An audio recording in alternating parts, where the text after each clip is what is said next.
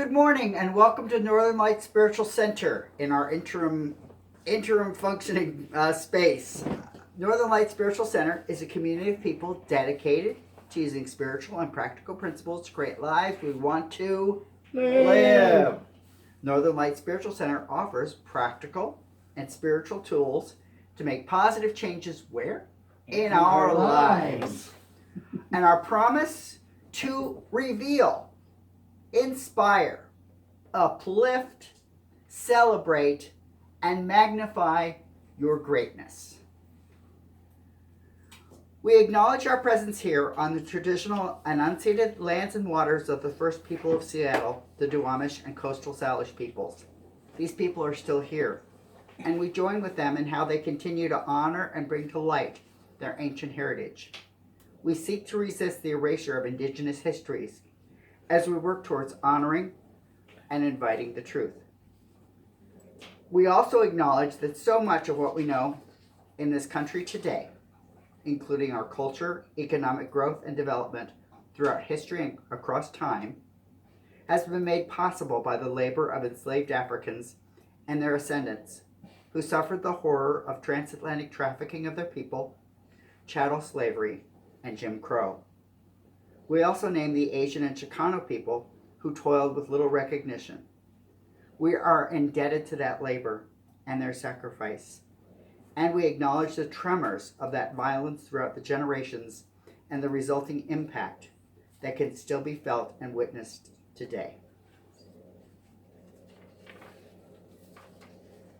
Please join me for our opening song, In This Very Room, by Ron and Carol Harris.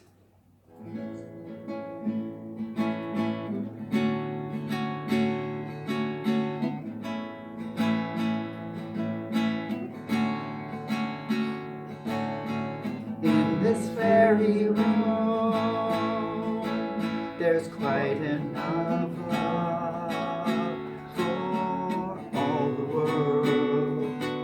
And in this very room, there's quite enough joy for all the world.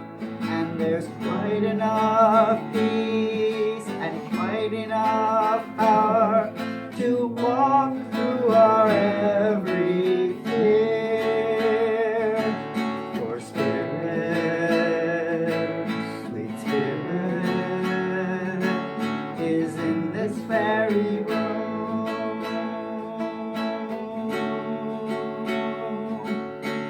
In this very room.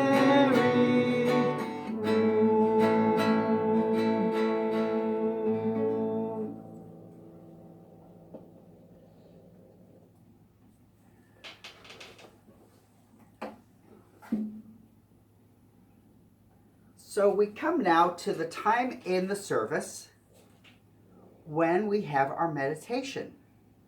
And today's meditation practice is a little different than what we've typically done. I'm going to share elements of a story, and as I share the elements of this story, I want us to imagine ourselves as if we are the protagonist in that story. 4,000 years ago, one epic poem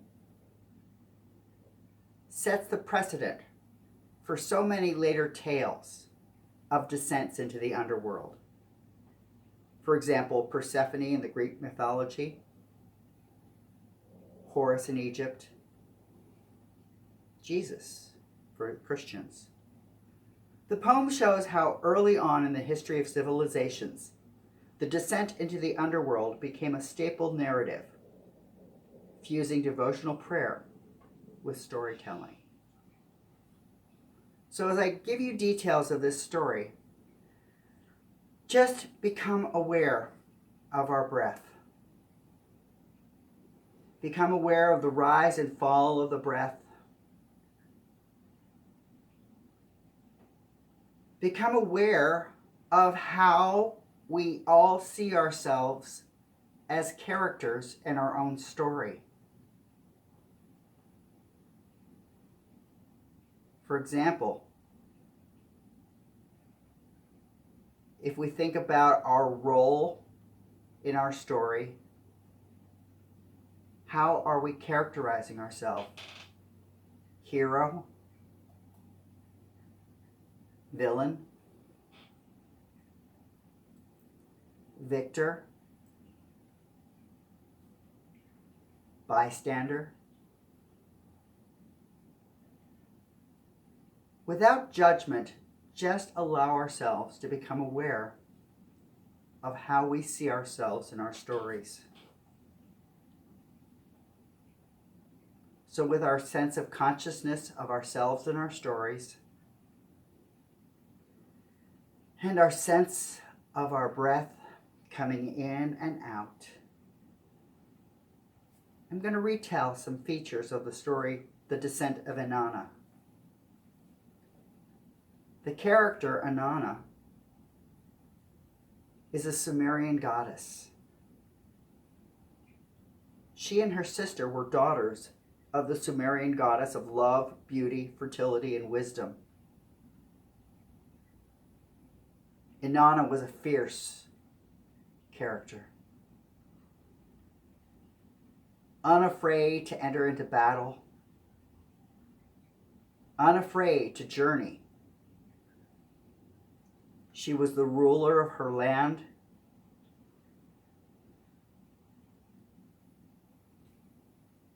and she directed people to action.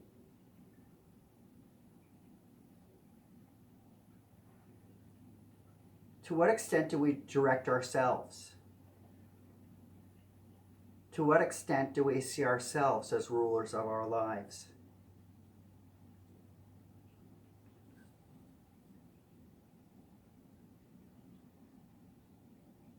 At this point in the story, Inanna has decided to observe the funeral rites of the Bull of Heaven. And to do that, she must visit her sister, Queen of the Dead, in the underworld. She arranges to leave her kingdom and to guard with someone that will guard the mortal world. Do we have people that we rely on in our worlds? Do we have people that we depend on?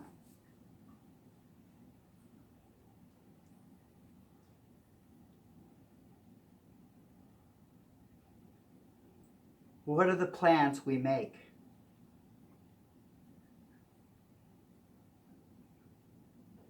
Inanna goes to the underworld armed with 7 divine powers.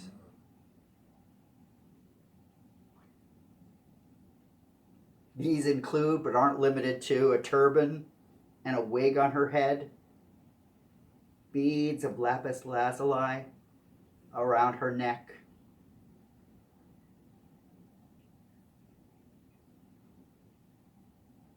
so she descends to the underworld.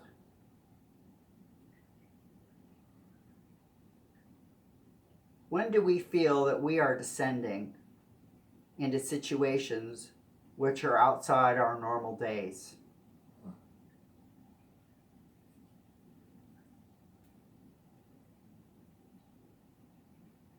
Consider for a moment that each of her 7 amulets, each of her 7 items, is like a different kind of mask, different kind of power that she holds up. What are the masks that we put on to face our daily lives?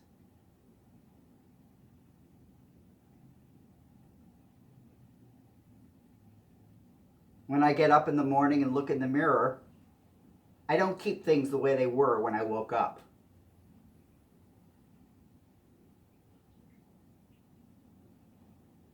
What do we do to face the world? What do we have to do to believe that we are presentable and acceptable to the world?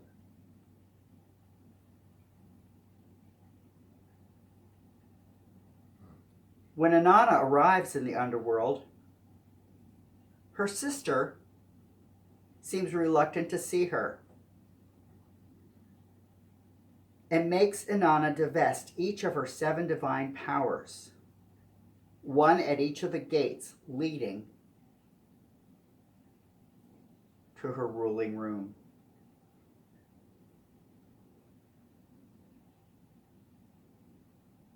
Inanna sets aside the turban,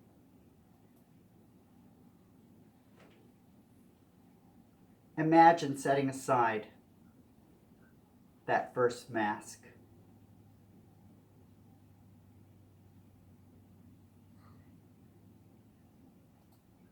What is the sense of vulnerability? What is the sense of exposure?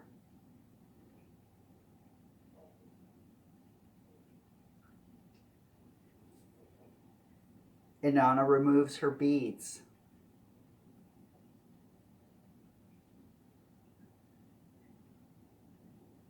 What would be that second item? What feature do you put on regularly that you would let go of next?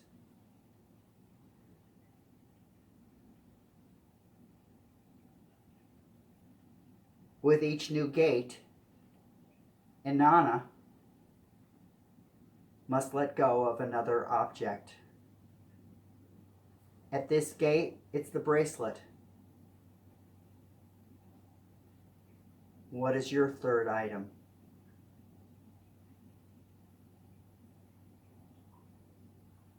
At the 4th gate, come off her shoes.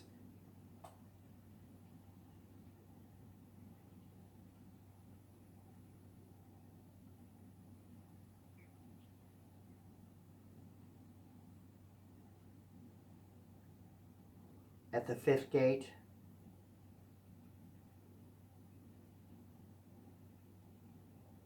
she takes off her skirt. At the 6th gate, her top.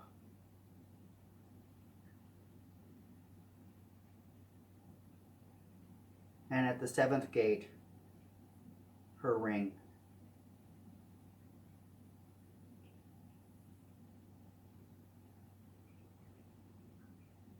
As you allow yourself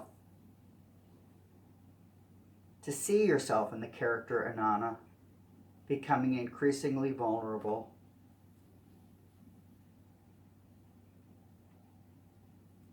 allow yourself to stand there just as you are born into the world.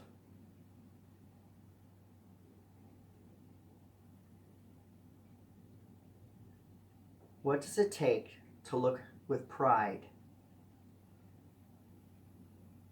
to look with respect, to look with admiration?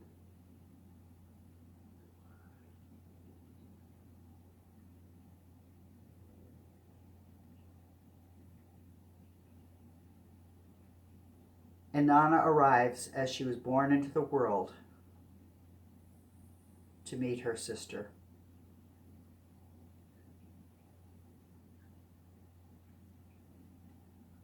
Who would you meet in your own vulnerability? Who would you allow to see you unmasked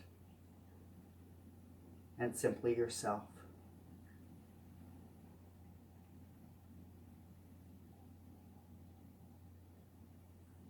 What if that circle of people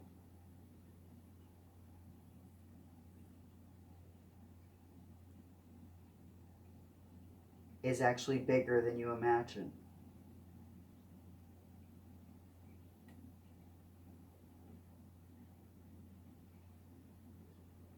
What if every ancestor whose life contributed to yours is there, looking with admiration at your true self?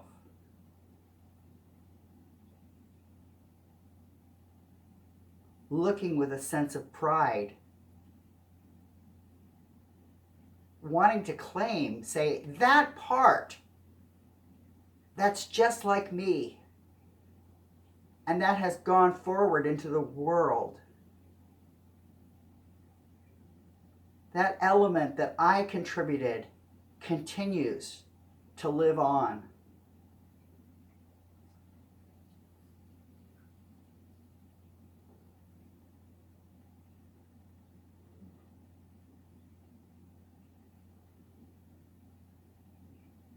In the story, when Inanna meets her sister strikes her down.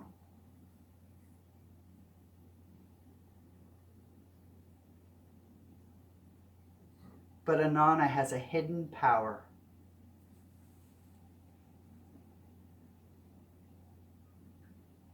What hidden strength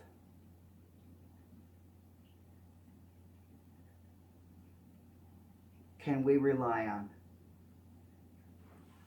What hidden power can we celebrate? And with that hidden power, Inanna sees her sister, acknowledges her, and returns to the land of the living. As you return from the descent, as you return from encounters that seem impossible, there's always a transformation. There's all that you were, and yet there's more.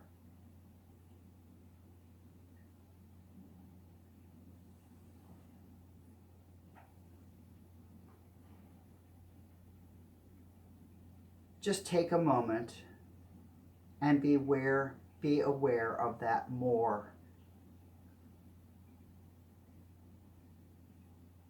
Be aware of the wealth that you are in all of your vulnerability.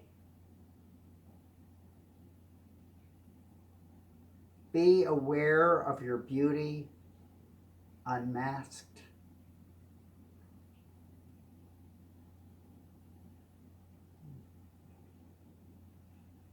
And know that that power gives you life.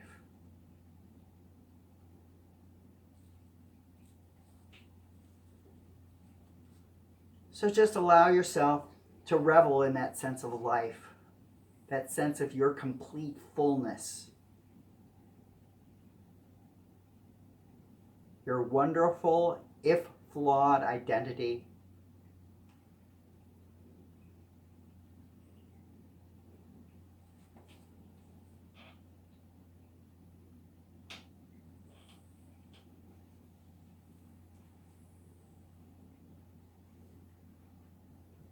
Allow yourself to become aware again of your breath.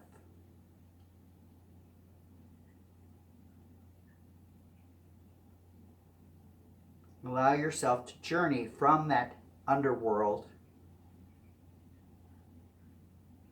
And you can decide, do you want to retrieve those items?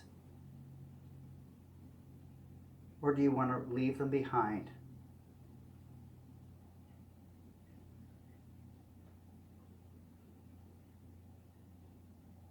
And when you're ready, come back to the room where you are.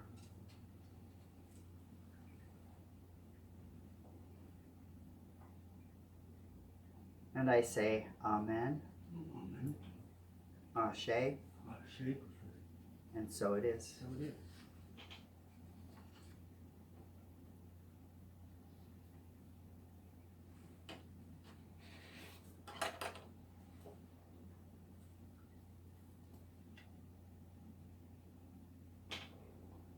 Declaration? Yep. So we are at a point in the service where we get to say our declaration as a community. And I'll say it once, and if you know it well enough, you can join in. And if you don't, you can join in the second and third time. We are an expanding and loving community, working in a field of infinite potential. Let's say it again. We are an expanding and loving community working in a field of infinite potential. And one more time, we are an expanding and loving community working in a field of infinite potential. And so it is.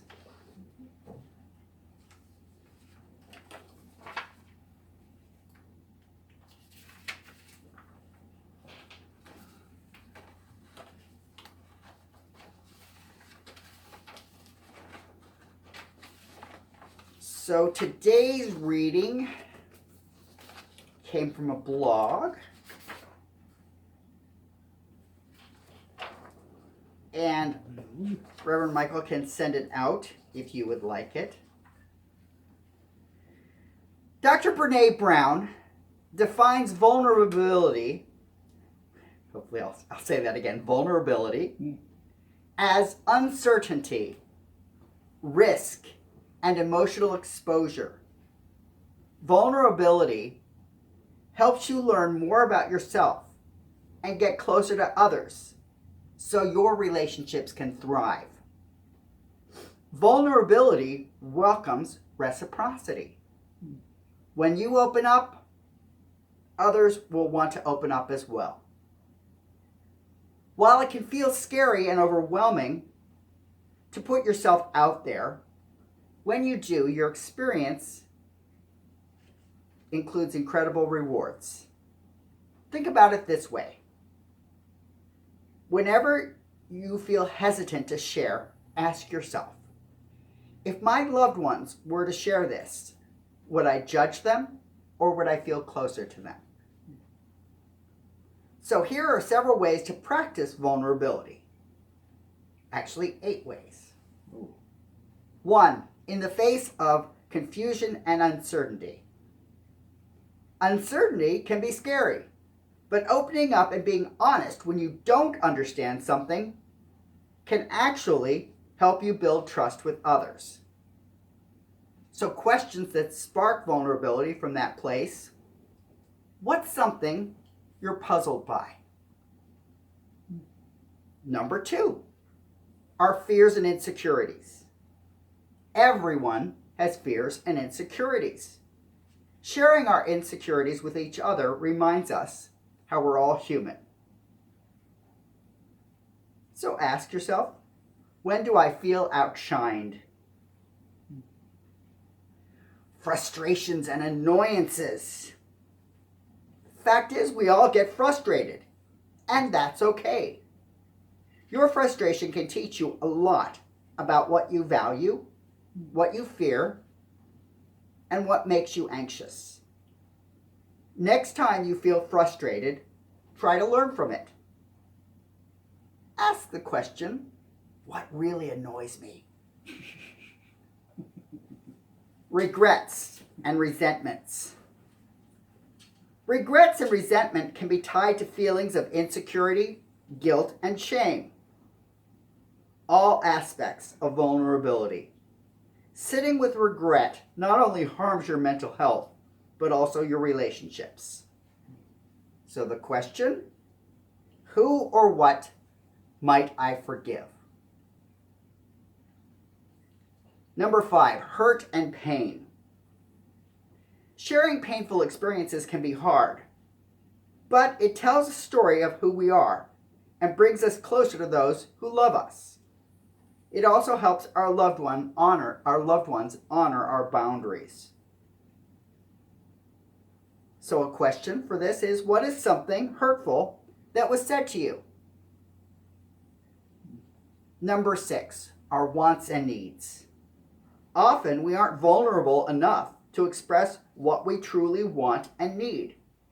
Opening up about what we want from others can help relationships immensely. So obviously the question here is, what did you need to hear this week? What did I need to hear this week? We're in the home stretch. Number 7, guilt and shame. I know all of these are such great, lovely things, aren't they? But the way is to recognize them as powers. Guilt and shame, these are big ones for vulnerability. They are often the hardest to share and acknowledge, yet they are extremely important for personal and relationship growth. Not all guilt-related questions have to be hard hitters. Here's a question that isn't. What was the last mess you made? Finally, number 8, hopes and dreams. Aren't you glad we turned it around at the end? Hopes and dreams. Daring to dream can be risky. Get vulnerable and share your biggest hopes out loud. Sharing your dreams with others not only strengthens your bond with them, but also makes you more accountable so you can achieve those dreams. And the question for this, what dream can you not let go of? And it ends with, sometimes the best way to get vulnerable is just to jump in. So if any of those made sense, or if any of those were like, oh, I just can't go there, that might be a clue about the PowerPoints in our lives. And so it is. So it is.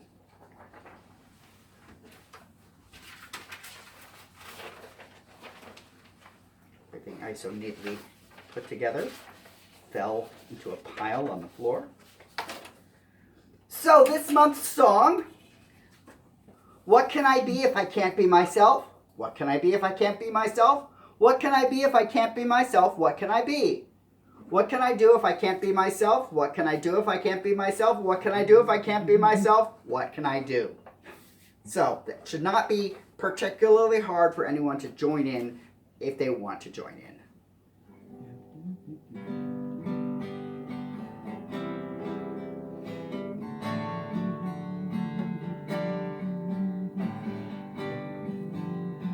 What can I be if I can't be myself? What can I be if I can't be myself? What can I be if I can't be myself? What can I be? What can I do if I can't be myself? What can I do if I can't be myself? What can I do if I can't be myself? What can I do? Now it's you. What can you be if you can't be yourself? What can you be if you can't be yourself? What can you be if you can't be yourself? What can you be? What can you do if you can't be yourself? What can you do if you can't be yourself? What can you do if you can't be yourself? What can you do? Now we. What can we be if we can't be ourselves? What can we be if we can't be ourselves? What can we be if we can't be ourselves? What can we be? What can we do if we can't be ourselves? What can we do if we can't be ourselves? What can we do if we can't be ourselves? What can we do? Now we change it up a little bit here. What can't I be when I am myself? What can't I be when I am myself? What can't I be when I am myself? What can't I be? What can't I do when I am myself? What can't I do when I am myself? What can't I do when I am myself? What can't I do? What can't I do? What can't I do?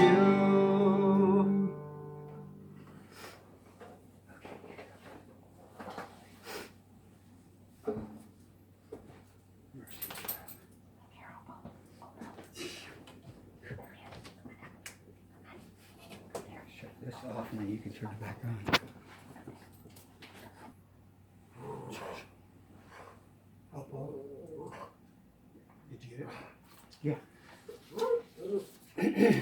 Good morning. Excuse me. Well, Reverend Vaughn pretty much did my talk, so we'll just do a review.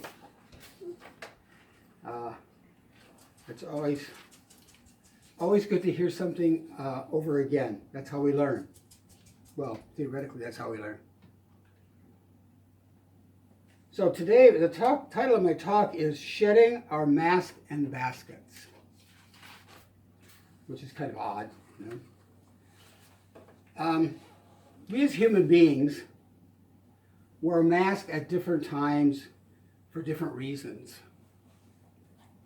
Like Reverend Vaughn covered in his reading and also in the meditation, we wear these masks, you know, for protection a lot of times. We wear them for fun at holidays and at parties, like the Mardi Gras, you know, full of masks. The masks are worn in theater and arts. During the pandemic, masks are worn to help prevent infection. And with these masks came so much controversy, so much division, you might say. And so these masks caused a lot of division and anger in a lot of people. But not all the masks are physical. There are times and situations we wear masks changing or hiding who we are to protect our heart and emotions. Just take a moment and think about some of the masks that you might wear, or that you might want to wear. I know I wear a mask, but people, usually when I have a mask on, people see right through it. It is hard for me to fake it, you know. I know my first partner he said, you're like an open book, you know. When you don't feel good, you can tell by your face, and all these different things that sometimes we want to hide. Like a lot of times people ask us, well, how are you today? Oh, I'm fine, you know. And we put on this smile, or we pretend that everything is hunky-dory, when in essence, something's hurting in it within us. But we don't want to share that. We think that we can't share that.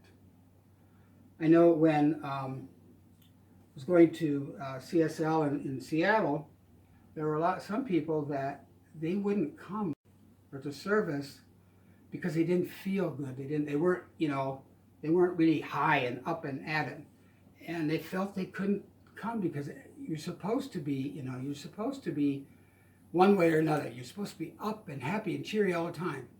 And I said, when you're down and whatever, that's when you need to be there for the fellowship, for the people, and but some people they just felt that they couldn't go. And so a lot of times we're hiding what we think or feel from others because we want to be accepted and belong. And that keeps us from letting our light be seen. It's like hiding a candle under a bushel basket. You know, if you put the candle into the bushel basket, you're not going to get much light. And you know that candle is eventually going to go out because it's not getting enough oxygen. And if we're hiding ourselves under this basket or this mask or whatever it may be that we're hiding from,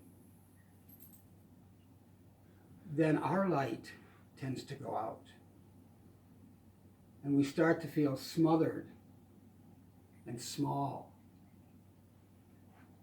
And we should not, I'm going to say should not, you know, there's a lot of shoulds, feel that way. We should allow ourselves to be seen, allow our light to shine. This light keeps us, you know, this basket keeps us from experiencing connection and intimacy. With our candle under a basket, we get to feel that smothered feeling. And that's when our light eventually, you know, withers and flickers out. And we lose hope. For example, some of the masks, if we are insecure, we might hide behind the mask of name dropping. You know, oh, I know this person, I know that person, you know. If we are unsure of our power, which I think a lot of us are, because we each have great power. If we're unsure of that power, we can hide behind the mask of being a bully. And that's not, being a bully is not acceptable. If we don't think the world loves us, we can hide behind the mask of anger. We pretend things are fine at work, when our jobs are on the line, or when we just can't stand it. Say everything is fine, everything is good, everything is rosy. But our heart is not in the job. And then we pretend things are okay in our relationships, when in essence there's division, there's distance. We wear masks at one time or another. We all do. Whether we know it or believe it or not, we all do wear a mask. Some of us more than others. As in the reading, sometimes we wear a mask to cover up our true self. Because sometimes we're afraid that, you know, if others really know us, really see us, we're afraid they won't like us, they won't accept us. We won't be able to belong. Wearing a mask protects us from vulnerability. There's that word again. While inside, we want to tell people what's really going on. What's really going on in our lives, because we fear the rejection, so we hide. We hide what's going on. And that's why we have, you know, practitioners. And you should make use of a practitioner, because a practitioner is there to listen, or any kind of counselor or help. So many people think it's what's the word? It's not a sin, but it's you know, you should pull yourself up by the bootstraps. You know, when you have issues and problems, you don't seek help. You do it yourself. And sometimes we just can't do it ourselves. We can't, because something is not quite right, and we need help. So we reach out, and that's when you need to know who to reach out to. Someone that's willing to listen without judgment, without criticism, but to listen. And that's what we could do for each other. Listen without judgment, without criticism, without fixing. That's one thing we learned in practitioner training was a meowing cat behind me. Is that we don't fix. I know sometimes somebody's talking to you about an issue or a problem, and automatically, oh, I know what you can do. Well, that's not really help, because you haven't allowed the person to basically spew everything out. You're trying to fix when you don't know the whole situation. So you listen, and you're there for support.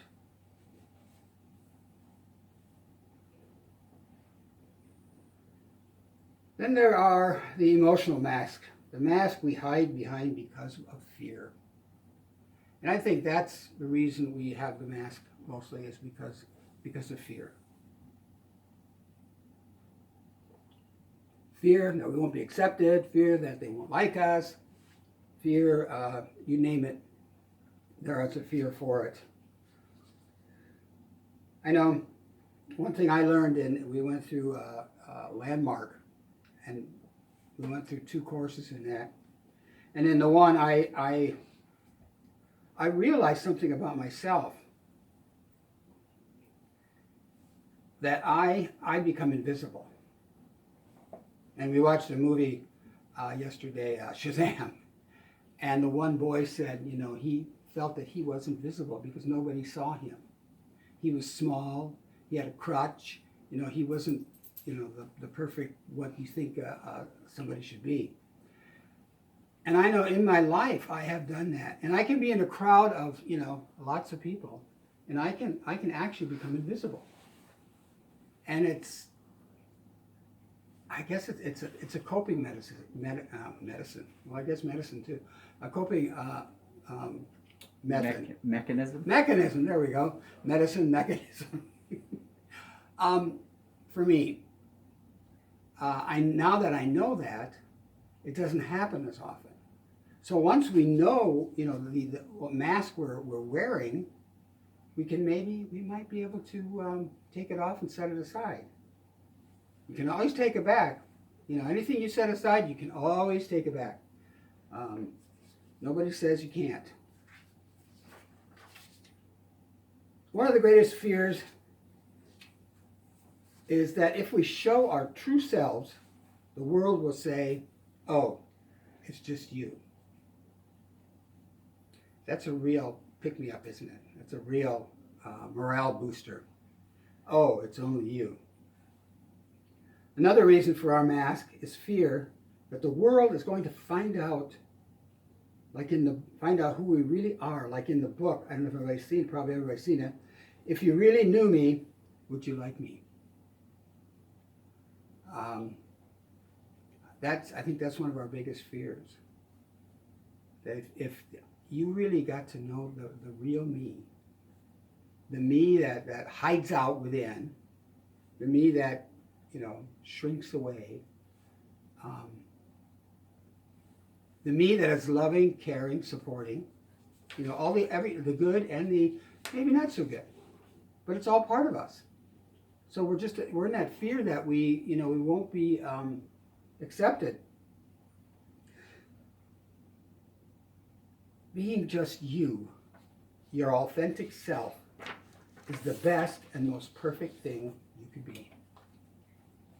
I know for me, my first partner, we had a restaurant in Ballard, and he was somebody asked if he was there. I said, oh yeah, he's out doing his socializing, which was good, because somebody has to do it with the customers, and he could be so nice to people that were what do I say, that had been mean or whatever, or said to nasty people, kind of. And I don't know how can you do that, and he does it with such grace, and it's just, I can't do that. I have a very hard time being nice or communicating with somebody that's been harmful or mean. But he could do it. And then sometimes we would have an argument, and it'd be like he'd over it like that. Not me. I mean, I have to think about things. I have to, and so that pretending that it's over is not necessarily I don't think, a healthy thing. You have to work through it. I mean, it has to be, completed. And there are three practical reasons why we should shed our mask. The first one is to live to our potential. When we're wearing masks and hiding who we are, people don't know our potential. They don't know our abilities. It's like putting that candle underneath the basket. You're hiding. Each of us have qualities. We don't all have the same abilities and qualities, but we each have our own unique abilities and qualities. and we should allow them to show forth. And they change over time. Sometimes you're good at this, and then something happens, and maybe you're not so good at it, or you're tired of it. But something else comes in and fills in. So allow your potential, allow your light to shine, allow the abilities that you have, allow other people to see them. We must bring all of who we are to what we do. I know, especially if we love doing something, we are going to bring it all, because I think that's just the nature of who we are. If we love cooking, we're going to bring everything we have to do that.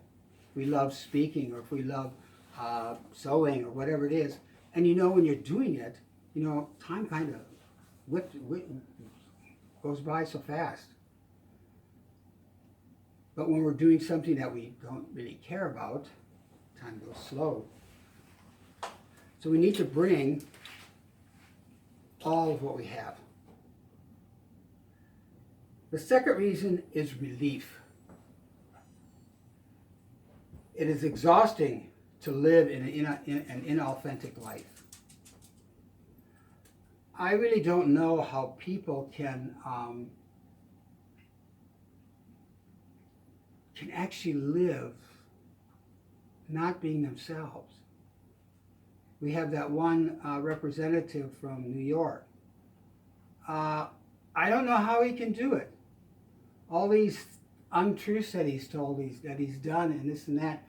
How can I find it so extremely difficult to understand that. Because I know with me, if I was him, I would get so lost in this quagmire of dishonesty, because when you tell a lie and try to be something that you're not, or someone that you're not, it is a lot of work, because you have to remember what you said. Like I told this person, whatever, and then I tell this person whatever, and then I go back to this person again. What did I tell them? Or what did it is exhausting. Like it says, it's exhausting to live an inauthentic life. You put on a mask at anywhere from 2 to 10, then we take it off, then put a couple more back on. Sometimes we get rid of one, and we bring in a more advanced one, a nicer one, a prettier one maybe. Worst of all, we start forgetting who we really are. Who was I pretending to be here? Who was I pretending to be there? I was pretending to be Mr. Nice Guy, or, it's not, they say it's not, anger is not good, but anger is good sometimes. All these qualities that we come up with, anger, and different things, each one serves a purpose. Fear serves a purpose. Like there's a fire, and you don't put your hand in it because you fear you're going to get burned. So that's a safety mechanism. So all these things, they have a purpose.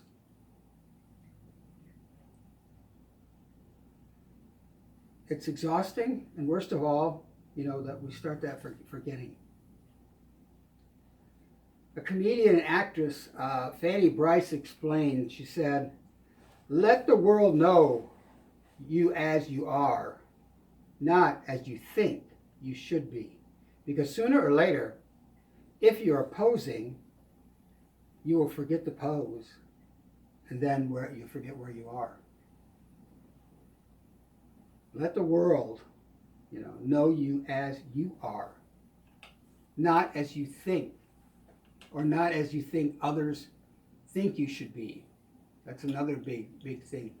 We sometimes we think this person wants us to be this way, and so we do that, and that's not who we are. It's not our authentic self.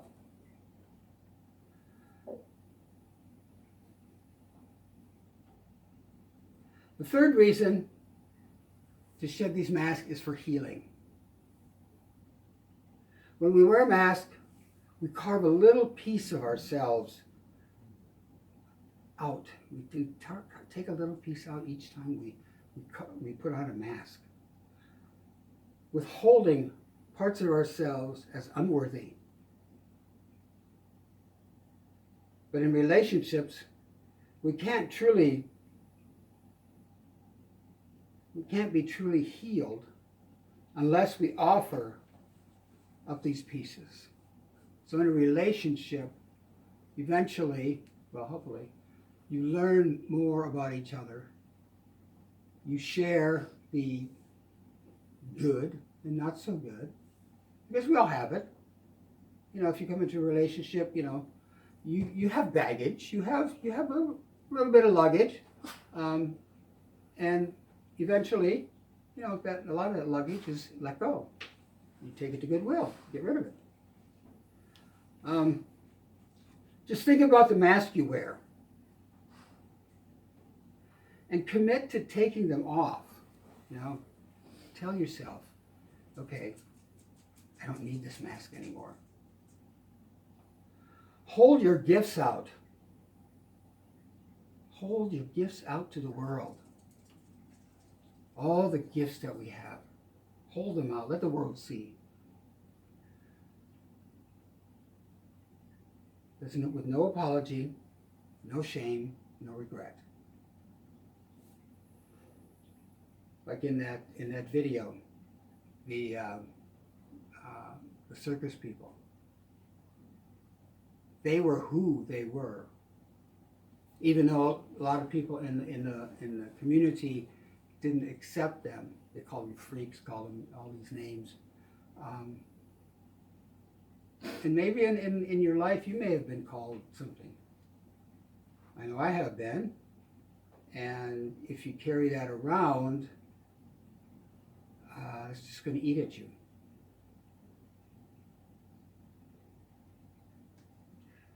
As the old saying goes, every creature has its rightful place, and in that place, it becomes beautiful. So we are beautiful, each and every one of us. No matter, like Reverend Vaughn said, I love that. Well, you get up in the morning in the mirror, I forgot how to say, you don't take that forward, or you don't take what you see forward. Yeah. Something like that. And that's true. You know, in the morning we get up, you know, a lot of times we have, you know, this crud in our eyes, you know, we have that bed hair, you know. We want to be presentable, because one thing that makes us feel good. So we need to do it. Because every place where we go, it's beautiful. We make it beautiful, no matter what. Having the courage to be vulnerable, to drop our mask, and let the light be seen and felt. Like when the sun comes out and it's bright and shiny and you step out and you feel that warmth. I can't wait for spring and to get here in the warmer days. So you step outside and you just feel that warmth, because it does something. It feeds us. Or feeds me anyway.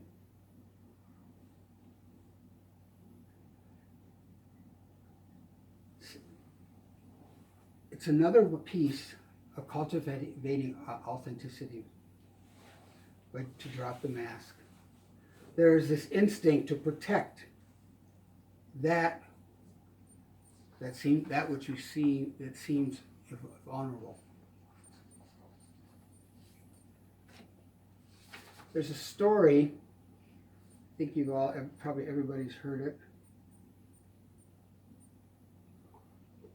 This book, The Velveteen Rabbit, and I'm going to read this passage from The Velveteen Rabbit. "Real isn't how you are made," said the skin horse. "It's a thing that happens to you when a child loves you for a long, long time. Not just to play with, but really loves you. Then you become real." "Does it hurt?" asked the rabbit. Sometimes, said the Skin Horse, for he was always truthful. When you are real, you don't mind being hurt. But what happens? Does it happen all at once? Like being wound up, he asked, or bit by bit? It doesn't happen all at once, said the Skin Horse. You become. It takes a long time. But why it doesn't happen often to people who break easily or have sharp edges or have to be carefully kept. Generally, by the time you are real, most of your hair has been pulled off and your eyes drop out, and you get loose in the joints and very shabby. But these things don't matter at all, because once you are real, you can be ugly, except to people who don't understand. And I love that about, your hair will fall out. But the part about, there's sometimes we have those sharp edges. And those are kind of a mask. I mean, we have the sharp edges, and so people can't get close to you. I know for a long time I would get into friendship, and something would happen, and I think I would sabotage it because I didn't want to allow those people in any closer. They got so close. Because I'd been burned a few times, and sometimes when we get burned, we do that. We put up these walls, these lovely, walls that sometimes nobody can get through. And those walls are like masks too. They're there to protect us from whatever's out there that we fear. We fear of getting hurt. Brene Brown, that we heard of today, said that vulnerability is the birthplace of love, belonging, joy, courage, empathy, and creativity. It is the source of hope, empathy, accountability, and authenticity. If we want greater clarity in our purpose or deeper and more meaningful spiritual lives, vulnerability is the path. I love where it says the birthright of love, belonging, joy, courage. We have to open up. We have to let these walls down. I know I've let a lot of walls down, and once in a while I pop them up again. But there's less walls, and I think it's a process. It's a learning process. It's a life process. Like 2 steps forward, 1 step back, and all the stuff in life, like I said before, a lot of times we pick it back up again, and it's our choice. Sometimes we get triggered.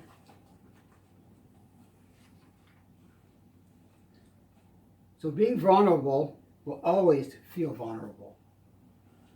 If we're vulnerable, it's going to feel vulnerable. Sometimes we're going to open up, and there might be a little salt that comes on some wounds. With practice, we step into our courage in deeper ways. Just like when our heart gets broken open. When it gets broken open, it's grown. It allows us to let more love in. When we are vulnerable with those who we trust, we are also inviting them to be vulnerable with us. Because if we're truthful and honest and our authentic self, the people around us, in turn, hopefully they're going to see that, and they're going to say, I want that. I want to be that way. Because we can be great examples in the world. We can be the teachers just by being who we are. So go fast as the slowest part of yourself feels safe to go. You don't have to rush through, but how safe you feel by going, whatever speed. But as long as you feel safe in doing it. Because this is the true level of your authentic expression. And it is from authentic expression and connection that we experience love, compassion, and connection that we all seek and deserve. We all seek connection. We all seek that sense of belonging, whether it's to 3 people or 100 people. We, as human beings, want to be part of something. Part of a family, part of a group, part of a community. Whatever it is, that's what we long for. Ernest Holmes said that life is not just something to be endured. It is to be lived in joy, in a fullness without limit. So if we continue to wear all of our different masks, we're not living fully. We're not allowing ourselves to be vulnerable, which sometimes is, hurts. But we're not living fully. We're not living in the joy that we were intended to live in. I mean, there's happiness. Happiness is like an instantaneous thing. You can be happy about this, but that joy that comes from within. The joy that when you're with people that it just comes out freely and easily. There's I don't know who this author is, but it's D.M. Timney, I guess. And this it's a very short thing, and I saw it and I go, that is something I could put on a bumper sticker. Speak your peace until you find your peace. So sometimes we have to speak up, we have to speak out to find the peace that we have, because if we hold things in, if we don't speak up or speak out, the things that we're holding in, they're going to eat at us. So we need to stand up, speak out for what we believe in. Others may not believe in it, or they may call you wrong, and that's okay.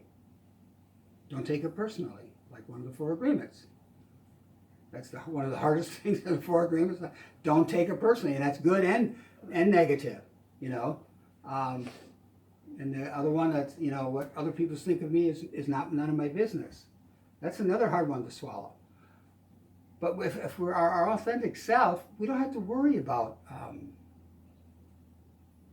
what others think, what others say about us. If we are our authentic self, that light's going to shine, and they're going to see it. Here's another one from Brené Brown. Because true belonging only happens when we present our authentic, imperfect selves.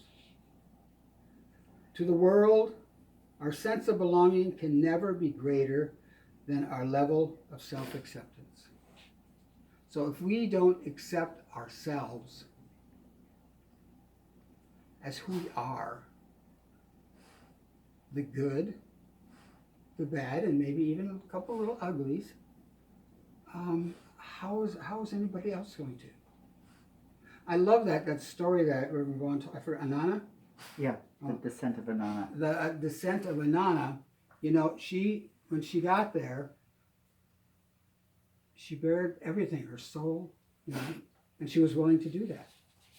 Are we willing to bear our soul to others? I mean, it doesn't mean you have to tell them every deep, dark secret. Because there's some things in our lives that I guess maybe should not be shared. It all depends on who you're with. When you're with that right person, the right people, you'll know it. And the idea of trust and the vulnerability, but the love and the compassion that can come out of that. So this week, for your life work, I guess, I have a hard time remembering that, Stephanie. Thank you. Just be still. Just take a few minutes and ask yourself, just think and ask yourself, what mask do I wear? And why? That's a good question to ask. Why do I wear it? And do I really need that mask? Do I need to hide from the world? Need to pretend that I'm bubbly and cheery and happy when I'm really, my heart is breaking. Some people can't accept that. But that is not your problem. So ask yourself, what mask and why do I wear it? And can I do without it? Can I let it go? One at a time. If you pick them back up again, which we might, you might, something happens and triggers and you might need it again, don't beat yourself up. It's a thing that we do sometimes. We move forward and then something happens and we move backwards and then we criticize, we judge, and we condemn ourselves for doing it. We are human beings. We're spiritual beings, but we are also human. And sometimes, we make a mistake, or we falter a bit. And that's okay. Because you can start over again. You can say, okay, go away, be gone. And so I do have an affirmation. It's short, but sweet. Well, I don't know about sweet, but I said that, didn't I?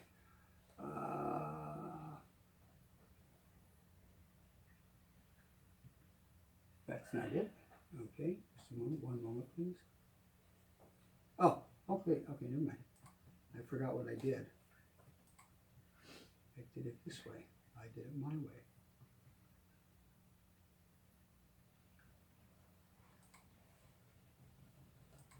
This makes it bigger. There we go. So the affirmation is, well, I'll read it once and then we can go up to it 2 more times. I have the courage to be vulnerable and let my light shine. I have the courage to be vulnerable and let my light shine. I have the courage to be vulnerable and let my light shine. Now let's really give it to them. I have the courage to be vulnerable and let my light shine. And so it is. So it is. Oh. Okay, whoops. Okay, so I guess you want to stop the thing. So that's it for today. We'll be next week. Reverend Pamela Grace will be doing the talk. And we will also have our annual meeting after, as part of the whole service. It won't be long. You won't be able to go to sleep. It won't be that long. And also, if you choose to contribute to Northern Light Spiritual Center, you can go to our website and hit the donate button. Let's see, what else is there? Anything you have, Mr. Amaré, Reverend Amaré? I know this Tuesday we have our core council meeting. For those of you that are part of the core council, anybody's actually welcome to join. If they want, they just need to let me know. Let's see. And if you see any locations around, just send me the number, text me, email me, whatever. We can check it out. You know, Reba's been doing that, which has been very helpful, and Mark has too. So if you see any places, we'll check them out. And if people call us back, you can hold in consciousness that the perfect place for Northern Lights is seeking us as we are seeking them, and that it's already here. We just have to be open to what it can be, because sometimes it may not look perfect and clean and this and that, but we can make it so. Just as we made the last place, we left it much better than we found it. And so with that, I give thanks for each and every person here, each and every person that has ever contributed whatever way they do to Northern Lights Spiritual Center. For without you, we wouldn't exist. We would not be here. So I give thanks